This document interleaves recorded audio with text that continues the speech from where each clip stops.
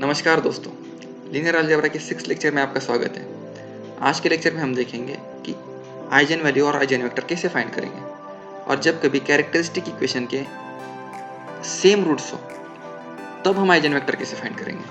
अब 3x3 matrix के लिए आइजन वैल्यू और आइजन वेक्टर कैसे निकालेंगे ये हम इस एग्जाम्पल के जरिए समझने की कोशिश करते हैं। Suppose we are given a 3x3 matrix A equals to A दिया हुआ मैट्रिक्स। तो आइजन वेक्टर निकालने के लिए सबसे पहले हमें आइजन वैल्यू निकालनी पड़ती है। तो हम आइजन वैल्यू निकालेंगे कैसे? तो उसके लिए सिंपल बात है, determinant of a minus lambda equals to 0। तो a minus lambda equal to 0 में लैम्बडा क्या है? Lambda is a constant i is an identity matrix और ये हमारी दी हुई मैट्रिक्स। तो हम पहले मैट्रिक्स a लिख लेते हैं,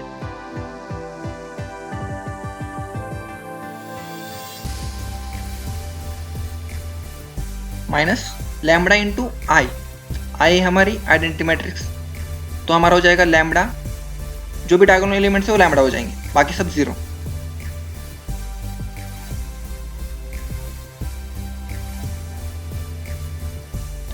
अब जब हम a माइनस लैम्बडा आई करेंगे तो हमें मिल जाएगा 1 माइनस लैम्बडा और minus 3 as it is. Second row में 3 minus 5 minus lambda 3, last row में 6 माइनस 6 और 4 माइनस लैम्बडा। ये मिलने के बाद हमें इसका डिटरमिनेंट निकालना है। डिटरमिनेंट निकालने के लिए सिंपल है, lambda cube, lambda square, lambda और कांस्टेंट ऐसे इट लिख दो और अल्टरनेट प्लस माइनस साइंस दे दो। उसके बाद जब कांस्टेंट टर्म निकालेंगे उसके लिए हम डिटरमिनेंट ऑफ ए निकालेंगे। डिटरमिनेंट ऑफ ए हम निकालेंगे वो हमें कांस्टेंट मिलेगा। अब लैम्बडा का कोएफिशिएंट निकालने के लिए हम माइनर्स का डिटरमिनेंट लेंगे, डायगोनल माइनस का। 1 के लिए हम रो और उसका कॉलम छोड़ देंगे और बाकी टर्म्स लेंगे। तो बाकी टर्म्स क्या है उसके लिए?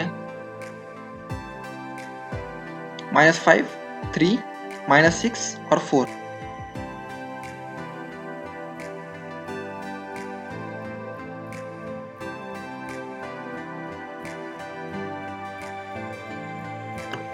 अब सेकेंड वाले में मिडिल एलिमेंट हमारा -5 है, और -5 का कॉलम और रो छोड़ के बाकी कौन से एलिमेंट्स बचते हैं? तो वो है -1,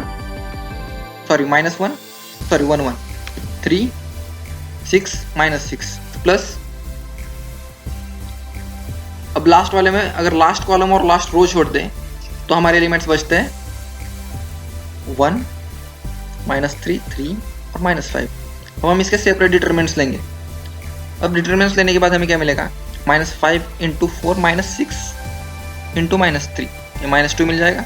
सेकेंड वाले का आई थिंक कुछ तो गड़बड़ है, ये -6 सॉरी यहाँ पर +4 है ये वाला, हाँ राइट।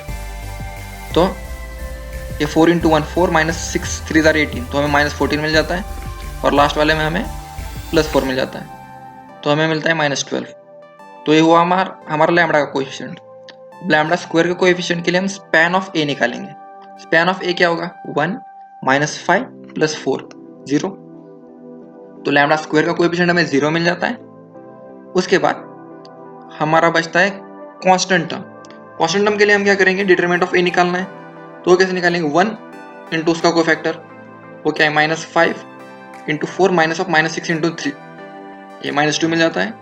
सेकेंड -3 × 4 × 3 -6 × 3, ये हमें मिल जाता है -18 और +3। रुको ये वाला नीचे लिख लेता हूँ। तो ये +3 × -18 -30। तो ये सॉल्व करने के बाद हमें मिलता है -2 -3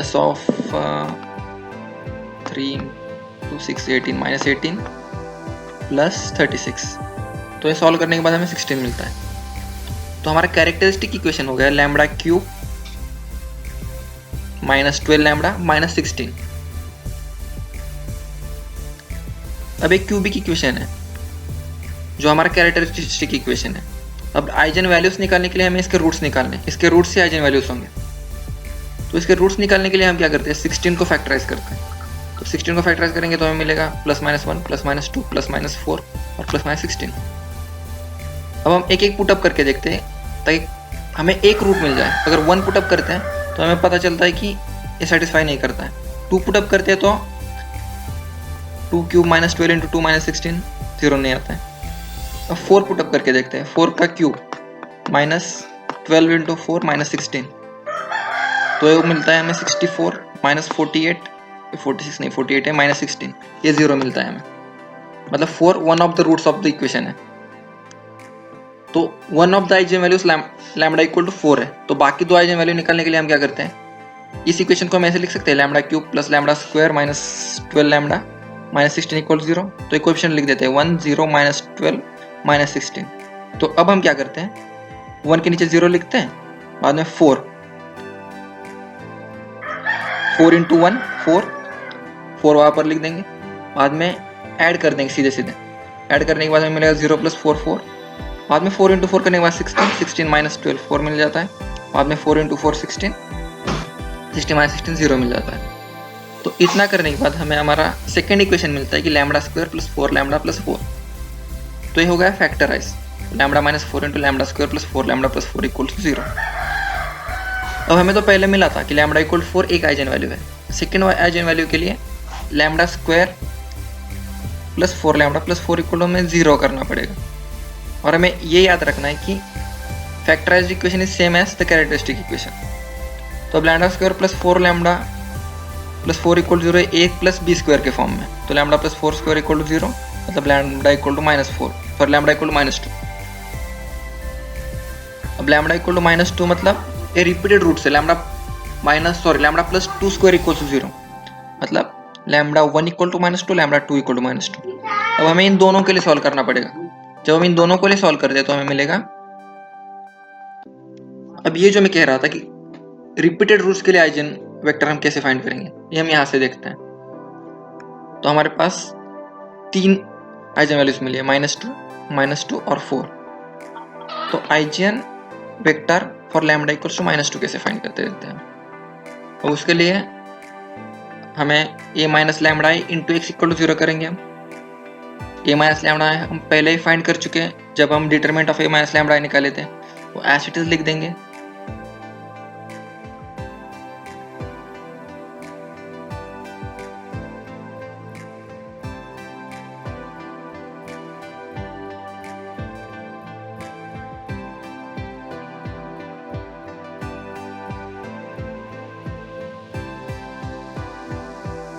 अब ये होने के बाद हम लैम्डा इक्वल टू -2 पुटअप कर देंगे। जब लैम्डा इक्वल टू -2 पुटअप करते हैं तो हमें मिलता है 3 3 6 -3 -2 नहीं -3 और यहाँ पर आई थिंक -6, बाद मिलेगा 3 3 6 into x1 x2 x3 equal to 0। अब दोस्तों याद रखिए, ये वाले जो रिपीटेड रूट्स वाले क्वेश्चन है ना, वो मैक्सिमम एग्जाम्स में पूछे जाते हैं। जब भी आपको आइजेन वैल्यू और आइजेन वेक्टर से क्वेश्चन पूछे जाएंगे तो रिपीटेड रूट्स वाले क्वेश्चन मैक्सिमम बार पूछे जाएंगे। तो ये ध्यान से देखिए। तो उसके बाद हम क्या करेंगे, इसको रो इकोलन फॉर्म में कन्वर्ट करेंगे। उसके लिए क्या करेंगे, 3 यूज करके बाकी 2 रूट्स के पहले एलिमेंट 0 करेंगे। तो r2 - r1 और r3 - 2r1 कर देंगे। तो हमें मिलेगा 3 -3 3, ये 0 0 0 और लास्ट रो में हमें मिलेगा 0 -6 -6 0 और 6 -6 0। तो x1 x2 x3 हमें 0 मिल गए। अब हमें मिल गया हमारा सेकेंड और थर्ड रो 0 है। तो अब हम पहले अगर रो को लिखते हैं इक्वेशन के फॉर्म में तो हमें मिल गया 3x1 - 3x2 प्लस 3x3। इसको सिंप्लीफाई करने के बाद x1 - x2 plus x3 equal to 0। अब अगर हम x2 इक्वल्स टू k2 लेते हैं, x3 इक्वल्स टू k3 लेते हैं, या जहाँ k2 और k3 कुछ कॉन्स्टेंट्स हैं, तो हमें x1 मिल जाता है k2 - k3। ऊपर वाली इक्वेशन में देखिए अगर k2 और k3 रख देते हैं तो अब हम हमारे फाइनल इक्वेशन कैसे लिखते हैं, x1, x2, x3। तो हमें मिल जाता है कि k2 - k3 k2 और k3, या इसी फॉर्म में। अब अगर हम इसको ऐसे भी लिख सकते हैं ना, k2 - k3 k2 + 0 और k3 + 0। तो k3 + 0, तो जब हम सेपरेट करते हैं तो अगर हम k2 और k3 सेपरेट करके लिखते हैं तो हमारा पहला और वो मिल जाता है हमें k2 0 plus minus of k3 0 k3। अब देखिए जो दो इक्वेशन सेपरेट लिखे हैं इन्हें हम अगर ऐड करते हैं तो हमारा पहला वाला इक्वेशन मिल जाता है k2 minus k3 k2 k3 वाला। अब पहले वाले से अगर k2 हम कॉमन लेते हैं तो हमें मिल जाता है 1 1 0 k2 प्लस सेकेंड से k3 कॉमन लिया तो माइनस 1 0 1 इंटू k3। अब ये जो दो वेक्टर से 1 1 0 और माइनस 1 0 1 ये दो अपने आइजन वेक्टर से corresponding to eigenvalue lambda equal to -2। अब आपके लिए एक होमवर्क है कि जैसे मैंने रिपीटेड रूट्स के लिए निकाल के दिखाया, आप लैम्डा इक्वल 4 के लिए निकालिए और आपके आंसर कमेंट्स कर सकते हैं या फिर आप वेरीफाई खुद कर सकते हैं। Thank you.